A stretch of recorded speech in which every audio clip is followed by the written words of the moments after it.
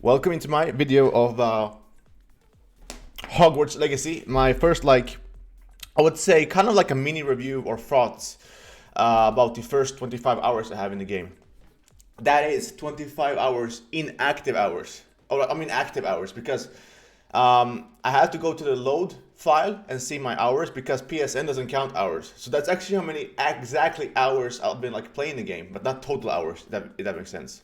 So PSN, Xbox Live, Steam, Switch, they all count total hours. That's broken on PlayStation. So I'm just looking at the active hours. I have a lot of hours in the game, so there's a lot to talk about. Now, in the end, I took a lot of questions from Twitter. I will answer them all. But first, I'm gonna give my thoughts or mini review or whatever I want to call it about the first 25 hours. Now, I am level 23 in the game. I just got to 23 like an hour ago. Just played a little bit this morning, just a little bit. And I would say I'm gonna start from the beginning. So you make your own character. The character customization, it's pretty okay. It's nothing amazing. It's not like a sports game or like a wrestling game where you have the face implements and stuff like that. But there's a lot. There's a lot of hair. There's a lot of different voices you can use. There's a lot of different face you can mix with and all that stuff. All the basics are there to make a good RPG character, right?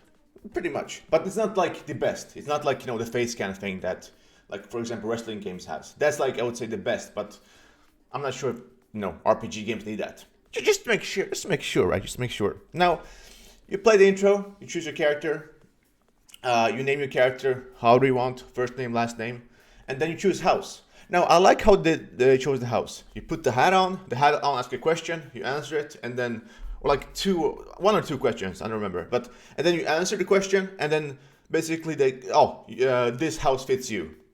Now, my house. I'm a snake. Yeah. No, I just what they picked. I just chose. I was I'm not gonna think about it. I know that they're the bad guys and all that stuff, but why not? Why not? It is what it is. But however, when you get to the castle or the school, after all that, the intro and stuff, that I think is by far the most impressive thing about this game so far to me. The school itself, you go around, you see all these paintings moving, you see all these things moving, you see all these ghosts moving around, all these activities happening, side missions popping out, they come to you, talk to you sometimes. You go there and talk to them sometimes, and I'm it is so impressive. Not the whole world, but specifically the Hogwarts, in school, right? Because you have three parts. You have the mini town, you have the school, and you have the whole open world. The school part is incredible. Now, also, it's by far the best looking, because when you're outside of the school, the graphics does, take a hint, because, you go around, you can fly around and stuff like that. But you're in the school, it's slow paced, it's very stable frame rates. It is incredibly detailed. So the school is, I would say, I'm not even joking right now. The school reminded me of a Rockstar type of detail. How just how you walk around, everything just moves, everything's just crisp and clean, all that stuff. It's so detailed, like a Naughty Dog or Rockstar game. Not everything, specifically the school. Let me make that clear. So specifically the school itself. It's very impressive. Now, what's also impressive is how much I get distracted by side stuff.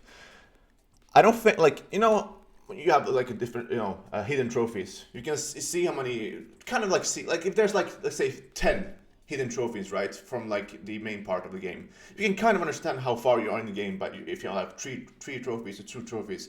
Oh, I'm about 20% in the game. Oh, I'm about 40% in the game. But with this game, I barely play any side stuff.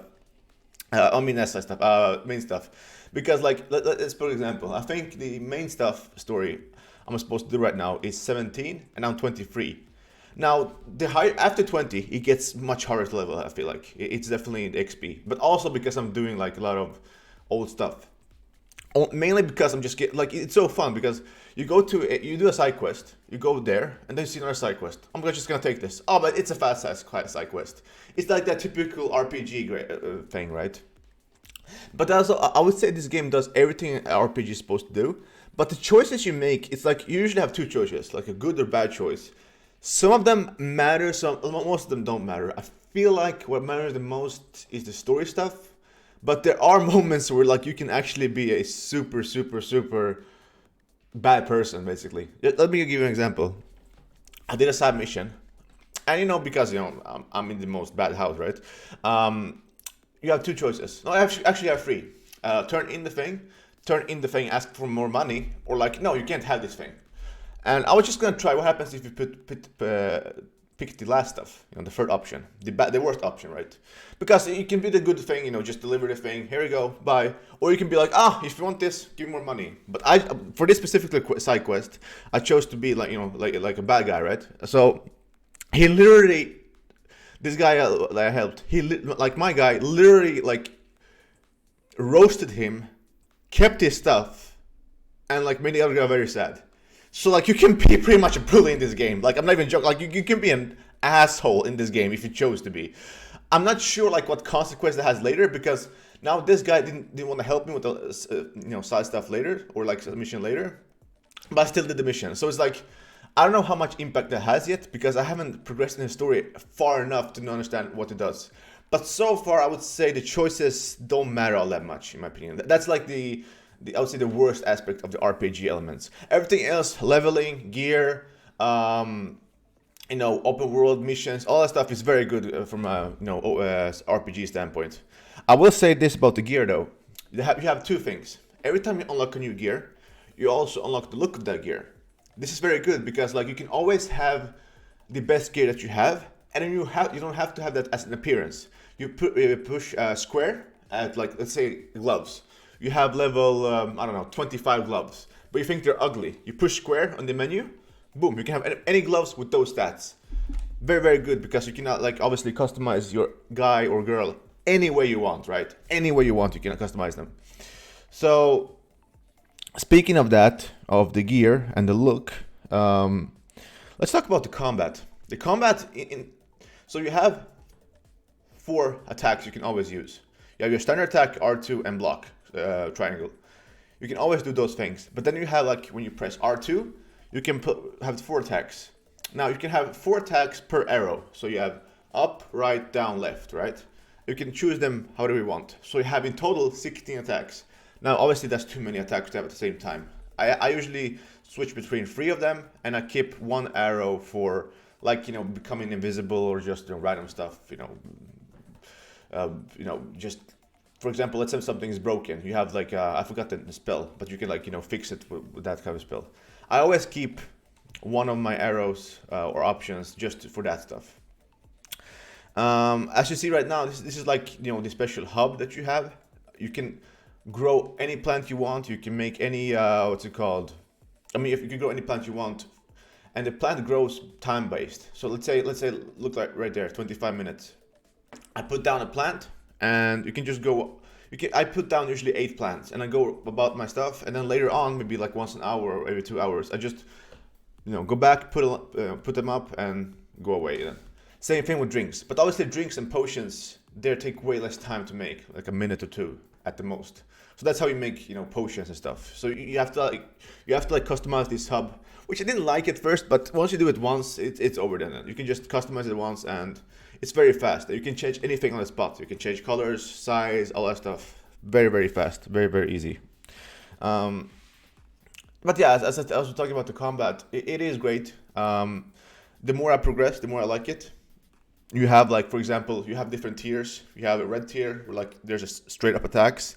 You have the purple tier, which is like pulling and pushing, and then you have like the yellow tier. Obviously, that's like more levitating stuff. Freezing enemies. So you can like customize them. What I recommend is having per slot, right? Per like upper, left, down. Always have like for at least 3 different type of attacks. For example, like a fire tier or like an attack tier, defense tier, levitating, or just anything like that. Because like then what you can do is you can pull them to you, make an attack, freeze them, and then keep attacking. And then once the spell resets, you can just do it all over again. Like you can like cycle them. But there's way much more to it. You can upgrade spells, so like you can pull different enemies towards you. Very, very good. So you can like choose your playstyle, how you want. Now, the last thing I want to touch on is the story. The story, I feel like it is slow, but I'm I'm like maybe 25-30% into the story, which is not a lot considering I have 25 hours. The story itself you can beat, I think they said about 20-25. So if I only did the story at this point, I could have beaten the game, but I'm not even 1/3 into the game, if that makes sense. I think this platinum is gonna take me between 70-80 hours, probably even more, because you have to do the partial playthroughs to get them.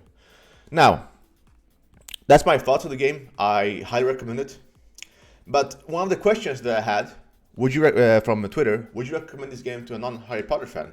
Now here's the thing, I'm not a big Harry Potter fan. I literally know, I know stuff. I'm very, very casual Harry Potter fan. In fact, if you have, let's say 10 step level, you have step 1 out of 10 knows nothing about the game, literally nothing. 10 is a mega fan. Maybe a 3 or 4. Like there's 11 movies, right, in the main, and then there's like some like a few that came afterwards. I maybe watched 7 or 8 movies, so I haven't even watched all the movies. I don't even know all the characters' names. I still enjoy it. So do I think people who don't like Harry Potter or know nothing about Harry Potter would like it? Yes, but if you know literally nothing about Harry Potter, which is hard to believe because there's people. I would say this is a good example, right? Star Wars, Jedi Fallen Order. There's a lot of people who enjoy that game, but they what's it called? Never watched Star Wars. But here's the crazy part about it. Because never watched Star Wars, they enjoy the game because of the gameplay. I feel like you can kind of have this here too, where like even though you know nothing about Harry Potter, because the game is so fun, what you do is so fun, makes the game good, in a way. Right, in a way. Now, let's get into the questions. Can you use dark powers? Yes, there's literally a tree for dark powers.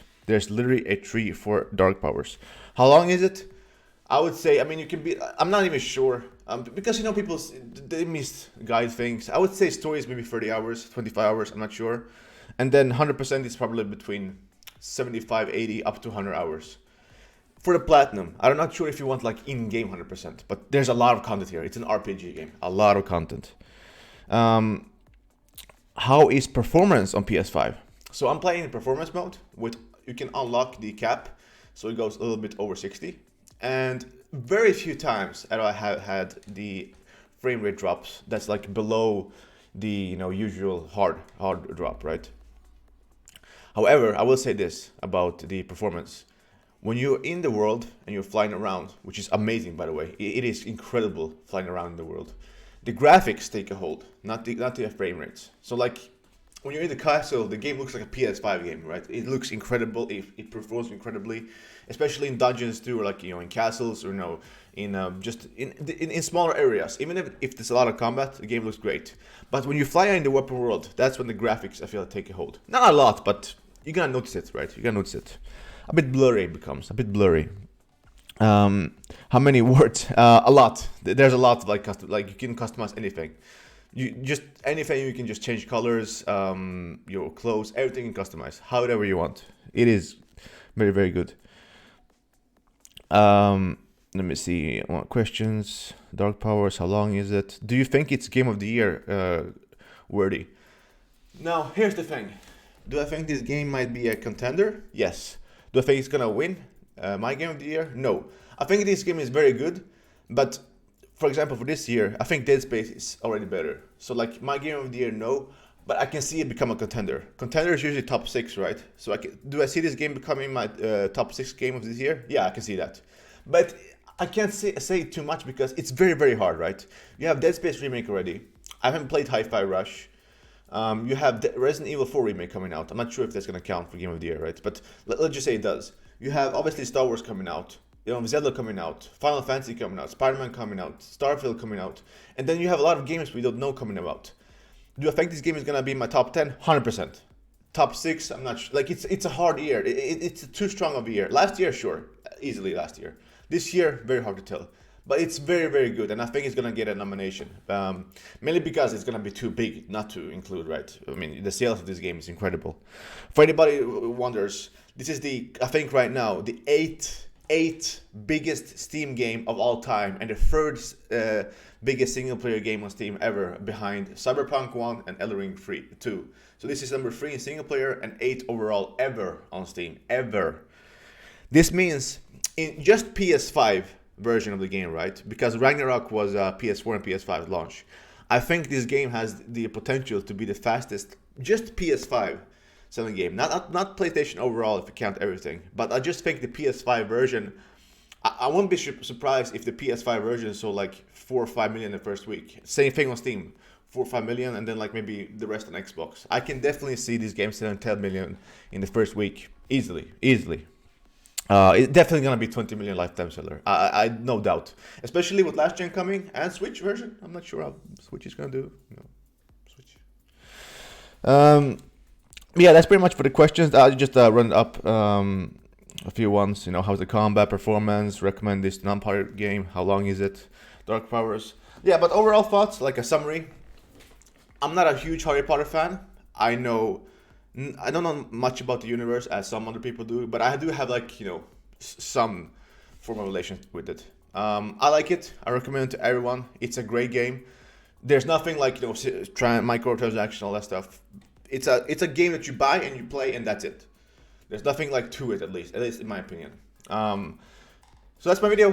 Thank you for watching, and if you have questions, obviously I would love to answer them. Just ask them anywhere you want, and that's it. Goodbye.